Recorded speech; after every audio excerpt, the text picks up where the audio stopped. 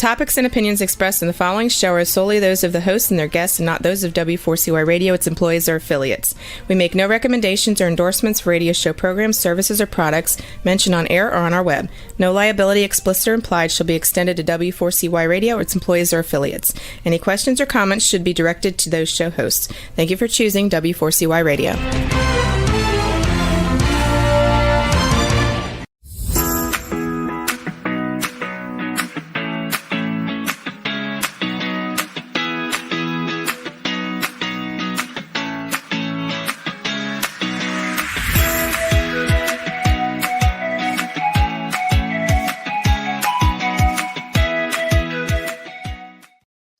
Hi, welcome to my show, Learning to Dance in the Rain.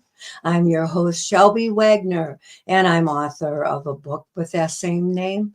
That's the basis for this podcast, talking about dealing with different crucial problems and moving on. A lot of us will avoid facing conflict, avoid dealing with those hard things, and sometimes it eats away at us, and it's much better to face them, deal with them, and move on. Today, our topic is self-love and what it is and why did the Greeks say it was so important. My guest is Pastor Carl Litchfield, and I welcome you, Carl. Would you please come on stage? Oh. Thank you. Hi, Shelby. Good to see you again. Yeah, Good to be together. Yeah, long time no see, huh? Oh, yeah. Well, 2 days ago, actually. Yeah, right. Right. So what is self-love and why is it so important? Why should we embrace it, I wonder? Well, first of all, let me just compliment you on your writing that you have in chapter 10 in your book, What is Love? I had in some of my experiences in our weekend times of renewal, we called Walk to Emmaus. We talked about 4 different kinds of love, and philios, which is the family love, and I can't remember all of them. Eros is the sexual love, and the one that was most important for us, talking from a Christian perspective, was God's agape love, love for everyone, and love for us always, and that sort of thing. And I thought that was the extent of the definitions of love from the Greek words, different words that the Greeks had developed for standing in for love. So what impressed me when I read your book, Shelby, was that you had more than the 4 that I knew. And so I had to sit down and buckle up because I was about ready to learn something here. I want to compliment you on that, though, on your thorough research. I do.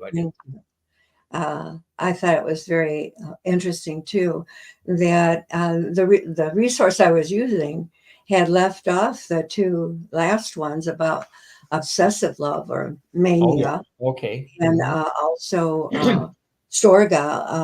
Well, the Storge was the love of parents for their children. But right. Yeah, don't you agree with me that it's much better communication if we had more words that define the different kinds of love? Right. And in your chapter, you talked about asking different women friends of yours about what was their idea about falling in love and being in love, and was there a difference in that sort of thing? And their attempts, which I think I respect their attempts to make a distinction about the different kinds of love, like when it's a puppy love, when we are first have that sense of falling in love, and but as we age and mature and hang in there in that loving relationship, how that changes from that first kind of innocent love and the love that we feel, which is really more lust, physical passion, and that sort of thing, to come to a maturity of love. When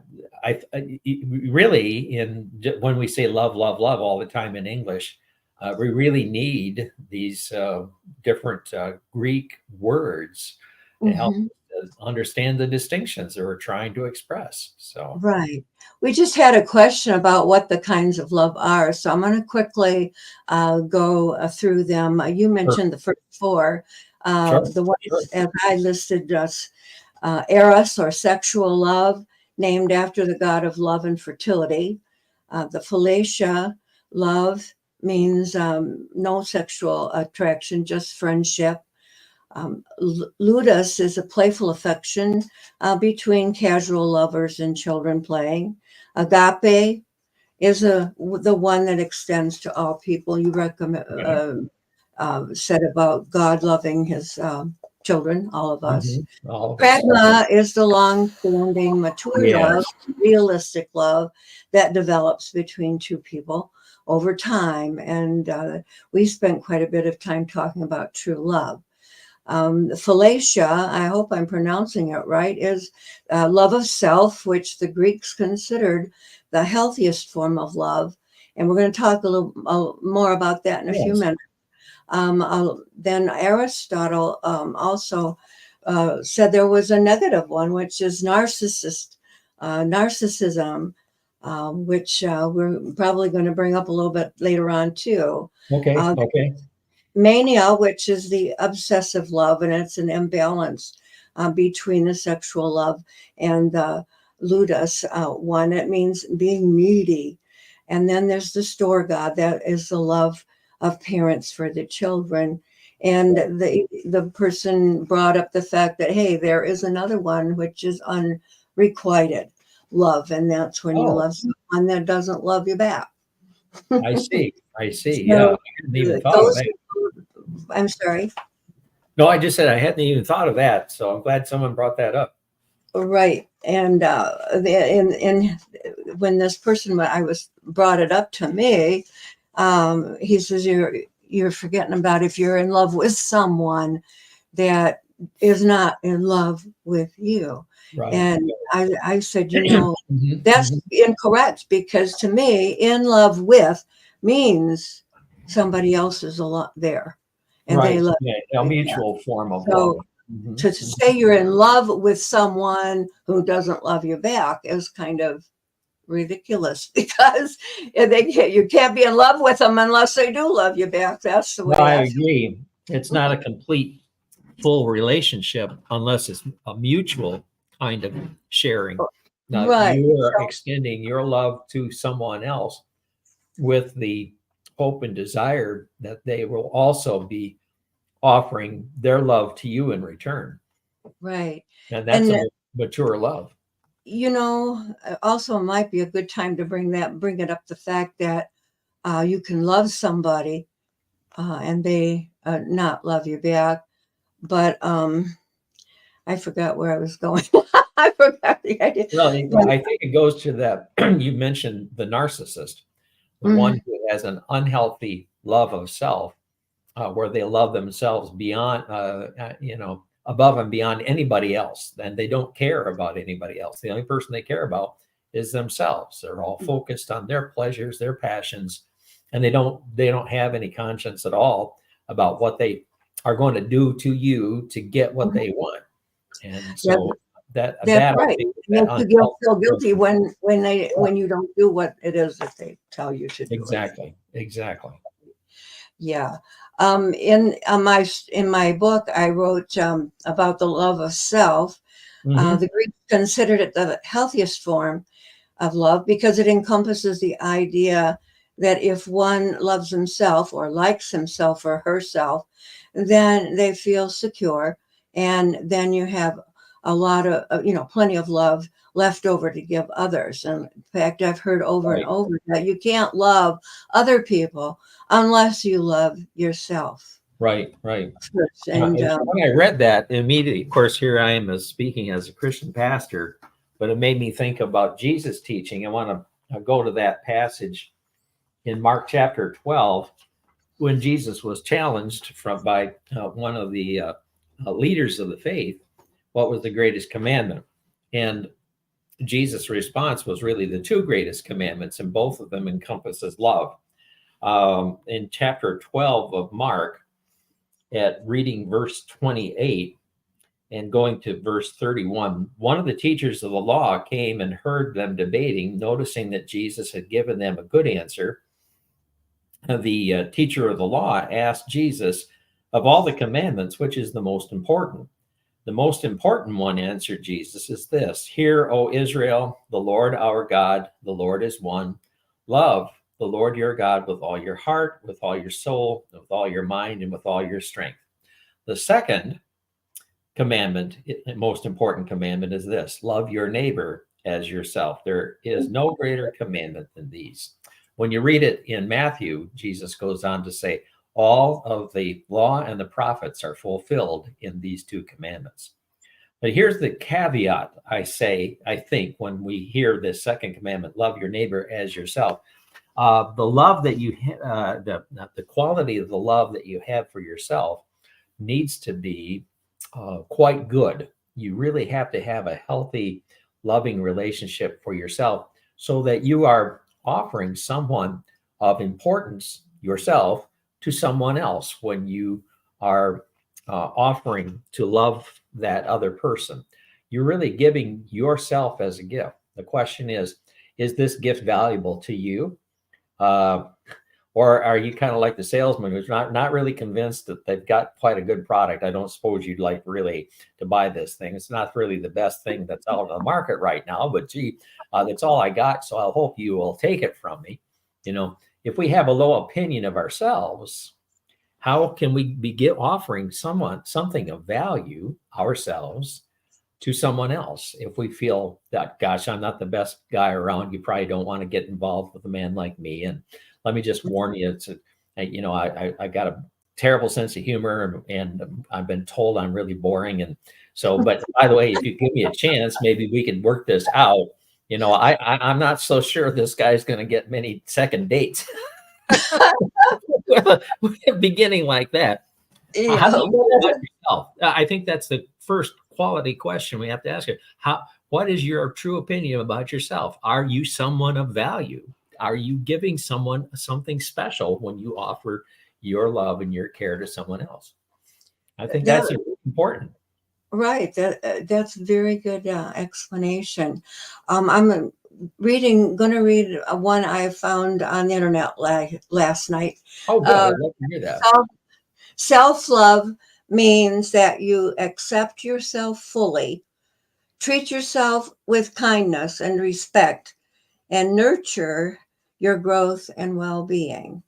Self-love encompasses not only how you treat yourself, but also your thoughts and feelings about yourself. So when you conceptualize self-love, you can try to imagine what you would do for yourself, how you would talk to yourself, and how you would feel about yourself. That reflects love and concern. I love that.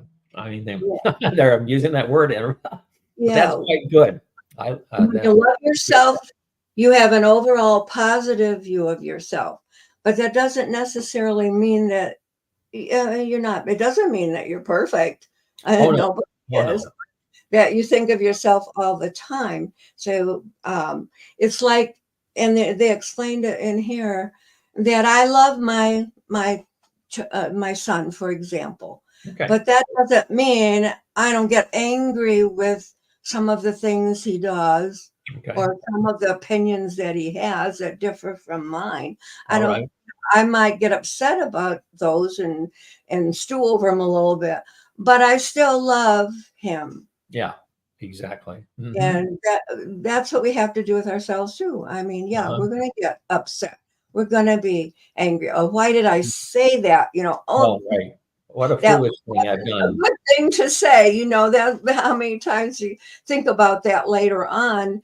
But you have to accept the fact that you meant well, hopefully. Yeah, right. Yeah. Hopefully, as you're trying to extend understanding and acceptance to yourself, you're hoping your partner will do the same. Right.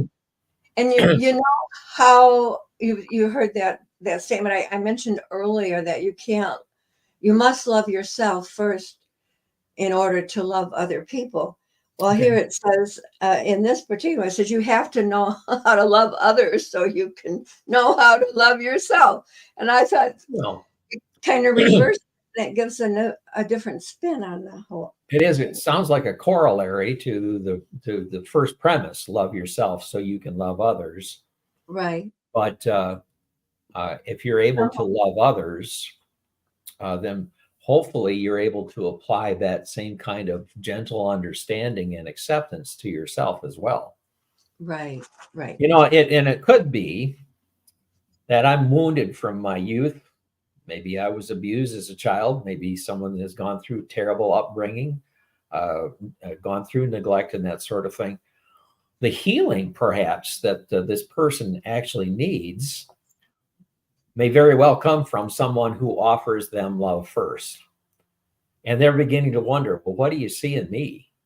I'm damaged goods. I've gone through such terrible times in my life. It could be that someone offering their love to this person, first of all, is the beginning of the healing that they can have so that they can discover the love that for themselves that this person is showing them that they are a valuable person, and they'll begin to believe in themselves too. I think the healing, if someone will love me first, I think that the healing that's necessary to begin to believe in myself comes from that, because someone chose to love me first. So it's very likely a healing process as well for someone who's been hurt and put down and criticized and anyway. I heard once where to erase a negative,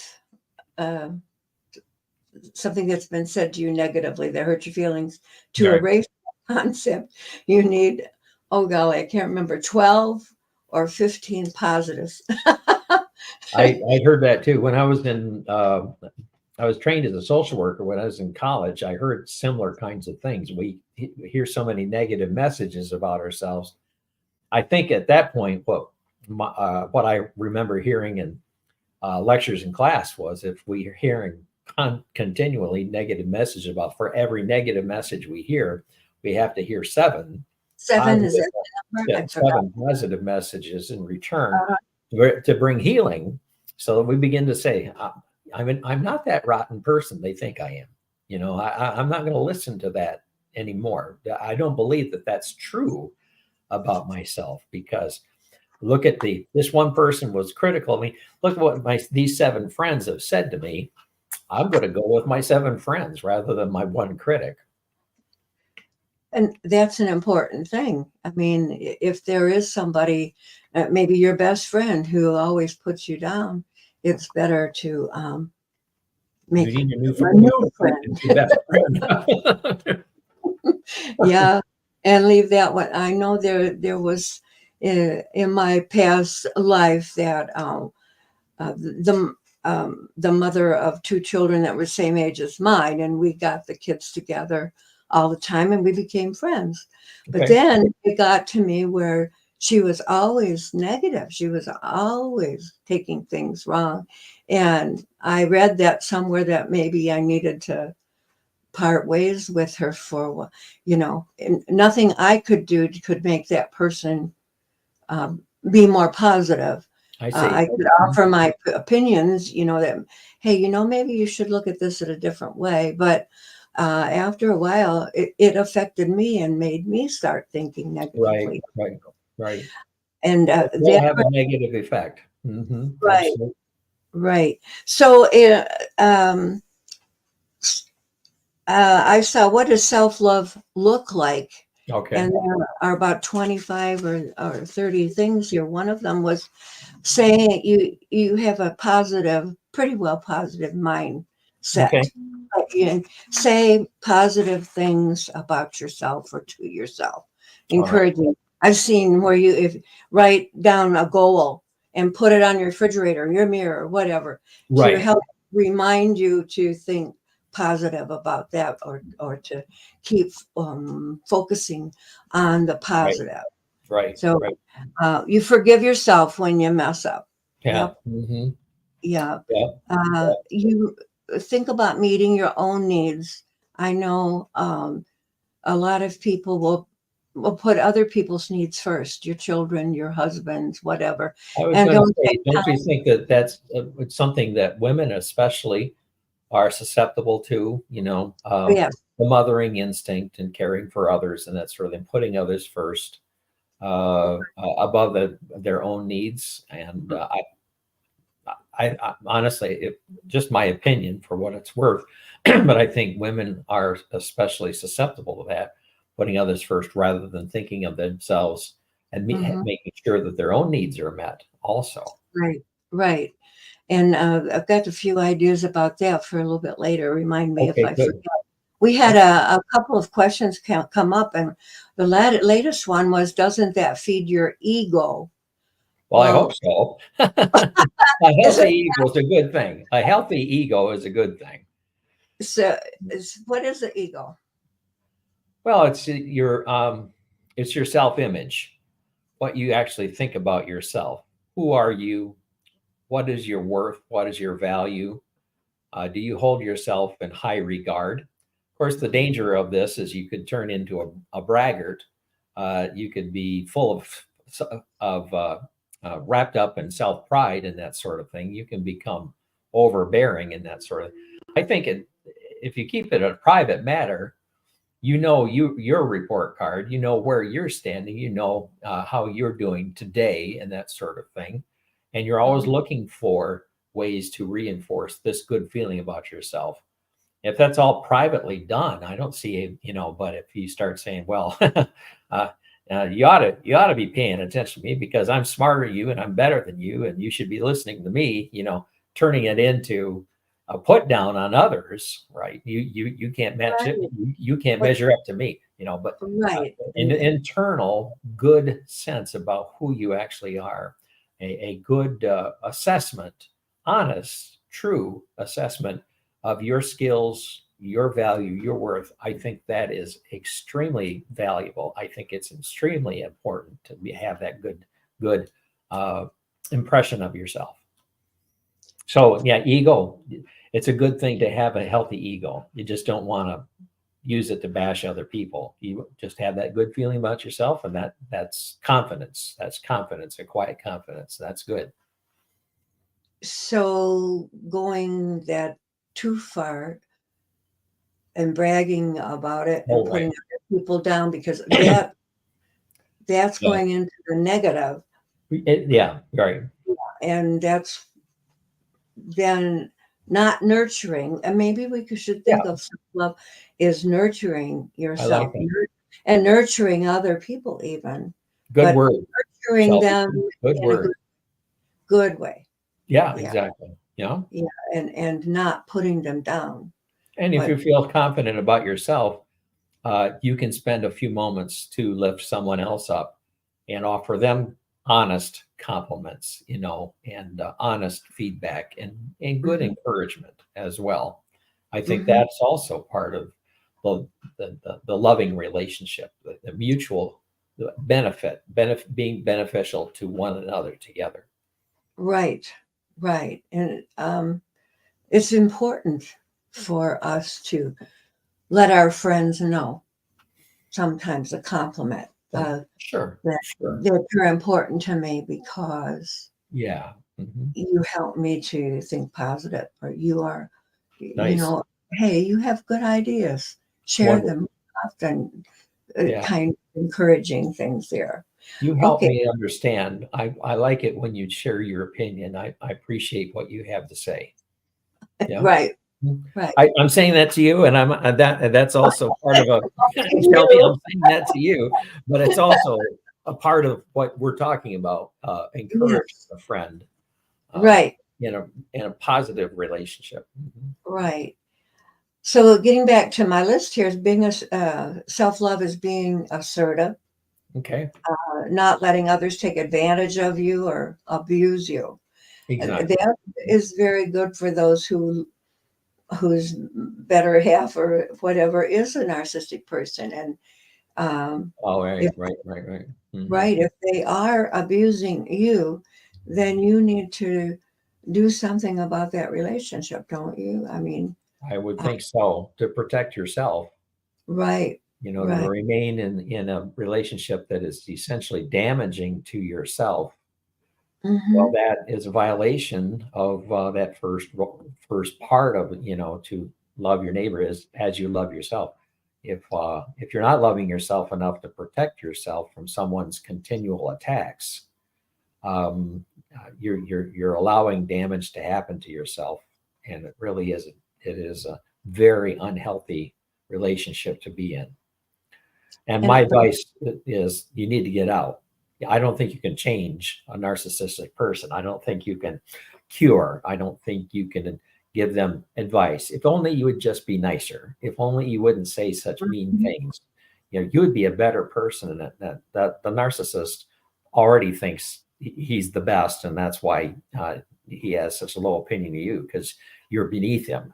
And I'm using him as the pronoun, but women, I believe, also can be narcissistic. But nevertheless, to be in a narcissistic relationship is damaging to the one who is hopefully healthier and not the narcissist. so asking for help is Very, one very important. You might need where would a get person out of go? that. Sorry. Where would a person go to ask for help to get out of that situation? Have you got any ideas on that?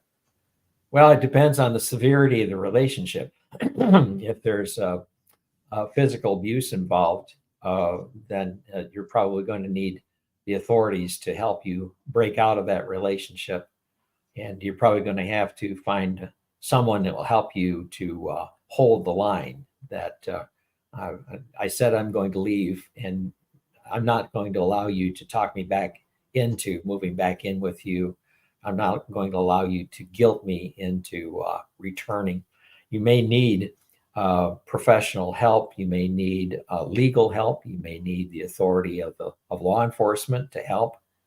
Depends on how severe the situation is. If there's physical violence involved, you start with the legal help and the authority of the police officers and that sort of thing. Go to the courts. You get a lawyer.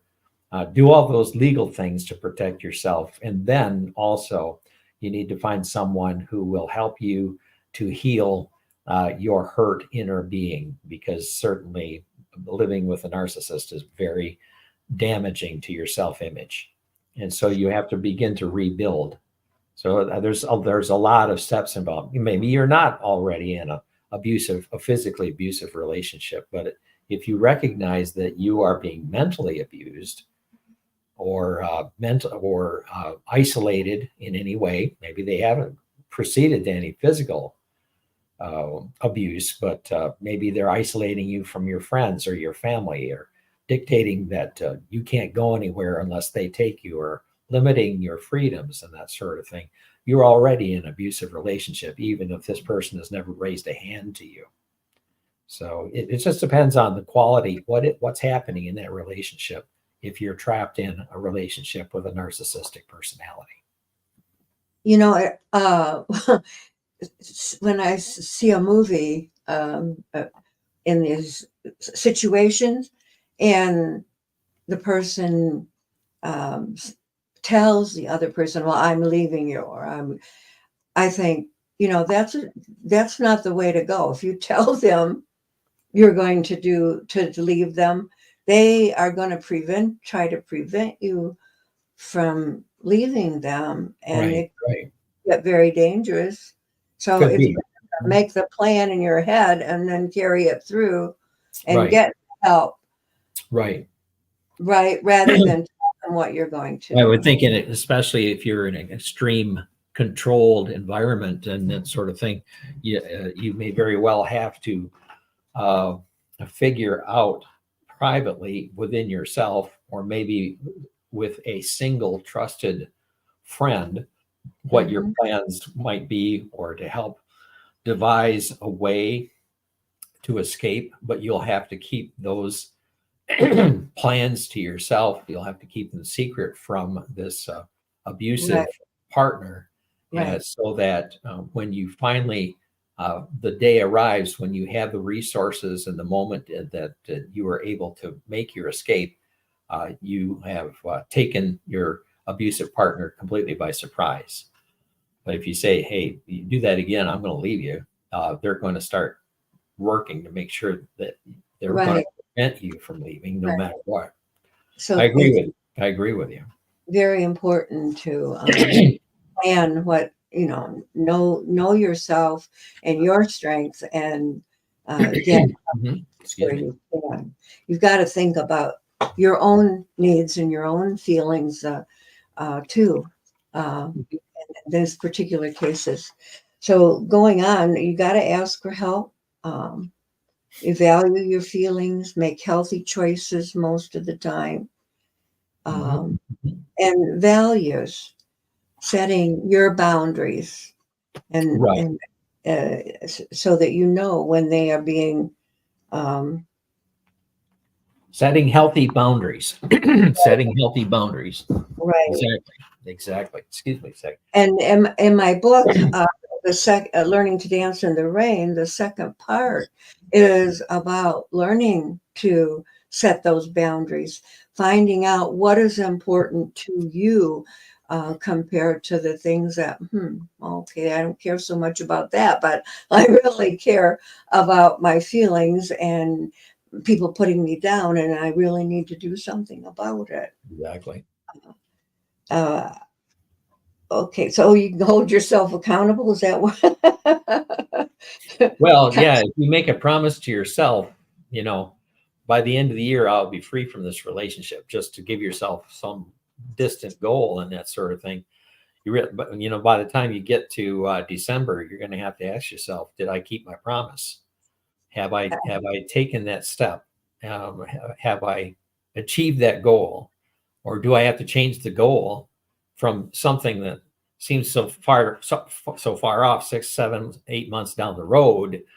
Maybe by then I'll be gone from this, but set a goal that's more immediate. By the end of this month, I'll be out of here. And now I'm going to have to take these steps to make sure I'm ready to go. That's Hold right. yourself accountable. Yeah. Well, I know this relationship is not good for me, and I need to do something about it, and I need to do it soon. It's soon. Right.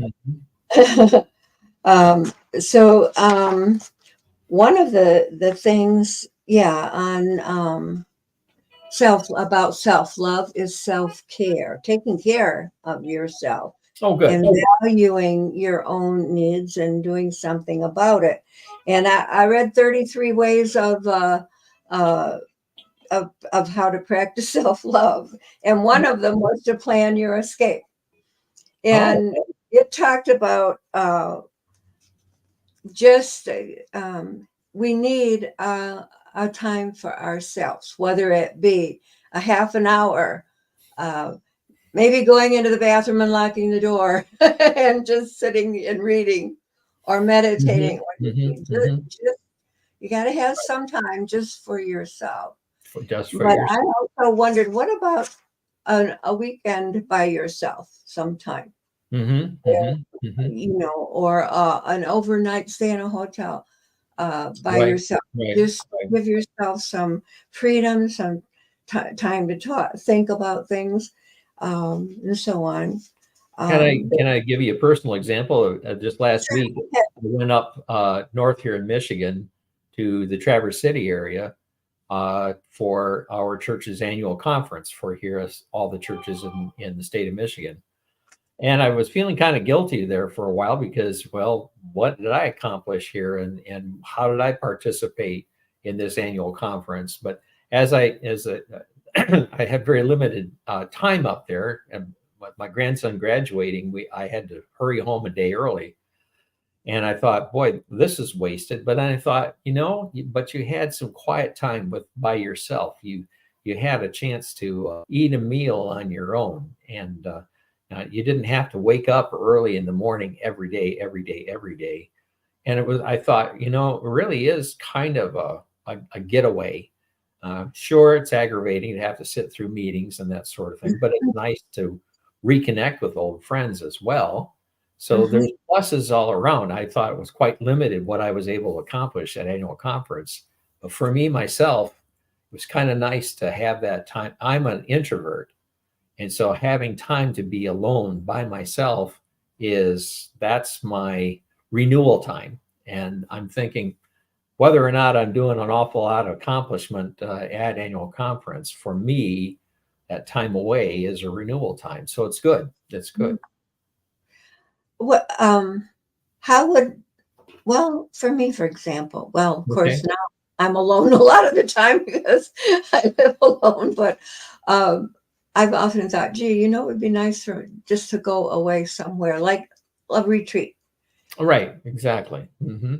Or a conference or something. Just how would I find out places that might be something that I would want to do, like a camp or?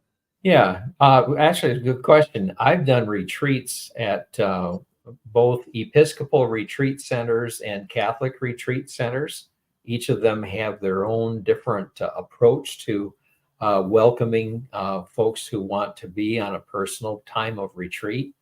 The last time I went on a retreat, it was to the Episcopal retreat center that's just about 20 miles from here, just west of this area. And it's a community of prayer. And while I was there on retreat, I was expected to join in with them in their prayer times every day. As a guest, they only asked me to attend 2 different hours of the day, in the morning and mid-afternoon. 3, and also the evening times. And once a day we took communion. So that was kind of a more structured retreat time. The Catholic retreat centers I've been to, basically, you go and they provide you the food you need and that sort of thing. But basically, you're on your own as far as the activities you want to be involved in. Prayer and devotional time, if you need that, or just time to read, time to relax, time to rest, without any kind of set program. So my approach has been to find the retreat centers that really meet my need. And they are there. And but there may be other people in your denomination or in your church who know wonderful campgrounds to go to, a cabin that's available for rental on a daily or weekly basis, which is out in the woods or on a hillside or something like that, or on the beach, and a setting that's going to be especially relaxing for you. So I think with a little research, you can find the place that really fits your need. Probably on the internet, Google. Oh, absolutely. Yeah. Oh, absolutely. I just typed in retreat centers near me, and there's actually 3 that are in the same area of our county, just west of here, 3 altogether. Oh. I was surprised. Yeah. And within about 2 or 3 miles of each other. I thought, wow, why are all these retreat centers all over here? But there they are. I never thought about that, but there they are. Yeah. Good point there. Spending time in nature, that's kind of what we're talking about. If it's a campground or whatever, that therapeutic and alone or with someone. But here was an adopt a pet. Oh, really? Okay. And I have a couple cats I'll let you adopt. Well, they're the ones that are getting me up early in the morning. They want their breakfast. They want their breakfast now. We always had dogs, and until about 10 years ago, and then we were traveling. And I said, no, I don't want to travel with them. And my kids said, I thought I'd get a security alarm for my house when I moved here into Sturgis, because I had one in Tennessee. But the kid says, well, we'll just get you a dog. I said, don't you dare. I don't want to have to worry about where it's going. Right. And I've never really been very fond of cats, but my friend Rick has 2 cats, and we're kind of forming a little friendship. In fact, at Meyer last night, I saw this huge carrot that's about a foot long, bright orange. If you can think of a bright orange carrot with a green fluffy thing on the top. And I thought, oh, that's just perfect because Chloe likes to palm my hand, grab my hand, and kind of nip on it. And I thought she could grab a hold of that better. Better, yeah. And wouldn't get scratched. So kind of forming a bond finally with these cats, but it's been a long road to hoe here. Yeah, I'm sure. But it's helpful because you take them a minute or two to fluff it up and talk to it. Right. It is kind of a moment of. Or they choose to crawl on your lap when you're having quiet time, you're reading, just watching TV. It's kind of nice to have that other living being that wants to cuddle, Yeah. That's a nice thing somebody too. Like no Good. matter. I have no to matter what. Yeah. I withdraw my offer for somebody to adopt my cats. My wife would shoot me. Well, another one was some of us have an inability to say no when we're asked to do something, and I was guilty of that too. I would most always say yes, but you know what? It does help to learn how to say no. Sorry, but my schedule is full and I just can't add another thing. Add more. Right. So that's, I think, part of setting your boundaries, to know just where that boundary is. Reading a book. Yeah. I haven't had much time lately to sit out on my patio and just read, and I'm thinking I've got to do that because I'll bet you're missing that. I'll bet you're missing that. Yeah. I'm just in my office a lot, typing and marketing and so on, and planning everything, and I'm just so sick and tired of being inside. You need some Shelby. You need some me time. you need some you time. And I always thought of taking a walk as exercise, but this one said take a walk because just being outdoors is a renewal and is a break for yourself. And I thought, well, maybe that'll get me out there walking. Not exactly a drudgery, not exactly just heavy, hard work, but some pleasure involved in the movement and the sights and the things that you encounter, people you might meet. Sure. Another one is remind yourself of your self-worth. There you go. A lot of times we'll say, oh, gee, look in the mirror and say, oh my, I got to reduce that belly.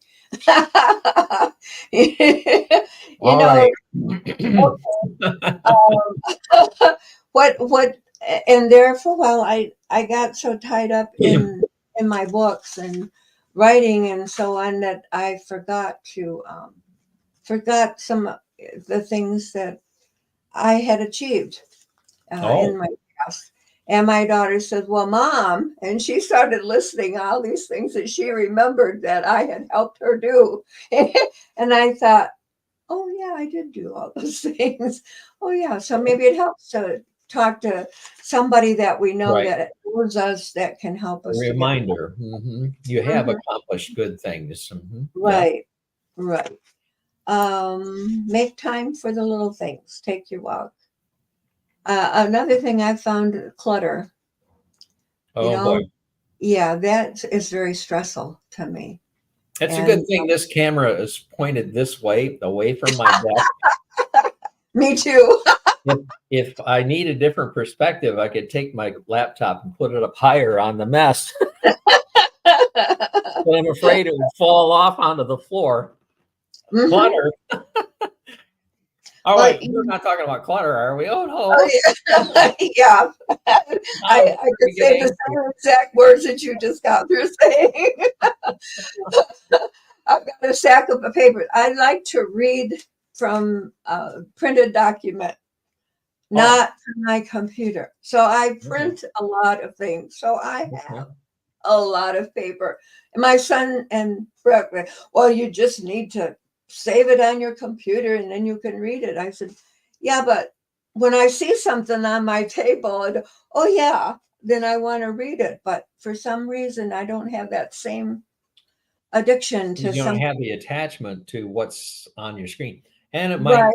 be presenting for you a bit of an eye strain where your screen, the level your screen is, and the focus you're having in your eyeglasses.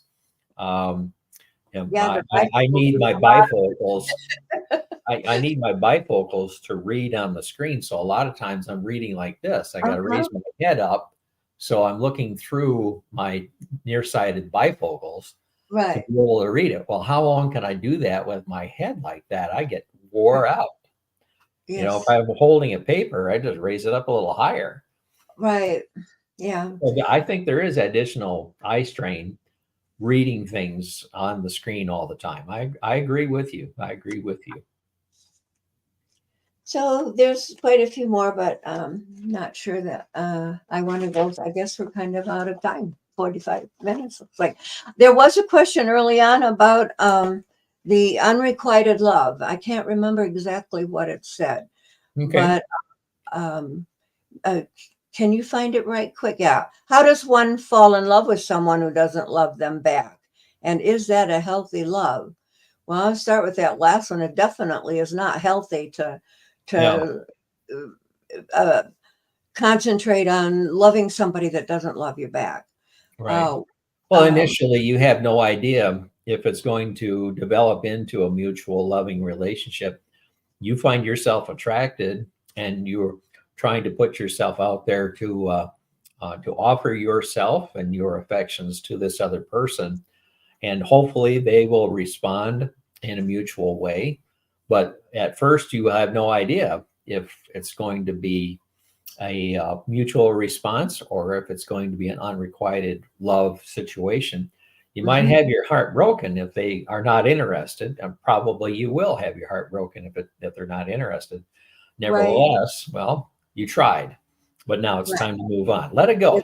Let it go. If they made it clear. Audience, I thank you for being with us today for this conversation, and I hope that you'll be back next week when I will be. I forgot who I'll be talking with, but in the meantime, I hope you buy your copy of Scams and Learning to Dance in the Rain from Amazon.com. Bye. I will see you next week. Keep learning to dance, whether it's in the rain or not.